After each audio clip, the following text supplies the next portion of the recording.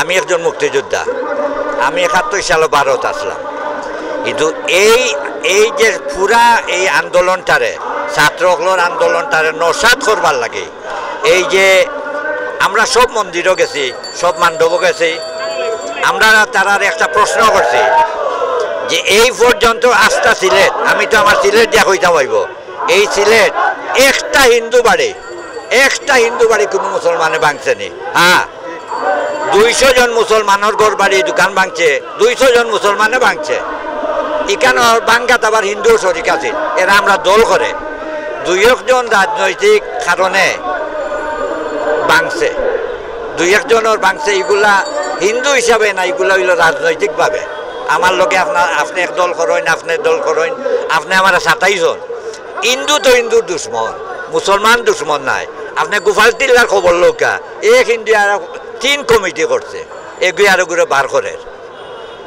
আজকে সনাতন যারা মণিপুরি, তারা বার হইতে পারে না, তারা ডরার বারোই না মুসলমানে মারি লিব। আমরা কইছি তারারে, একটা মুসলমানে যদি একটা মন্দির ভাঙ্গিয়া থাকে হোক, আপনারা কোনো প্রমাণ নাই। এটা তো একটা ভাই মোদি গভর্নমেন্টে চায়নায় নিয়ে আগে দিলাই, ধন্যবাদ। মোদি গভর্নমেন্টে 94টা দিলাইছে। মোদি গভর্নমেন্টের খাম কিতা বাংলাদেশের লাগে ব্যবসা, তার পররাষ্ট্র নীতি হইল আরেক দেশের লগে ব্যবসা। মোদি মানে আওয়ামী লীগ মানে হিন্দু, এটা ঠিক নাই। এখান যদি হইতো সুরঞ্জিত বাবুরে শেখ হাসিনা সুর বানাইয়া খান্দিতে মারা গেছে। এই সময় হিন্দু হল আসলাই কই, এই যে নির্বাচন হইল, ওই যে বিগত সংসদ নির্বাচন, 7 জানুয়ারি, হ্যাঁ 7 জানুয়ারির নির্বাচনও 65টা হিন্দু বাড়ি ভাঙছে আওয়ামী লীগে। তখন কই আসলা, কেউ মাতলা না?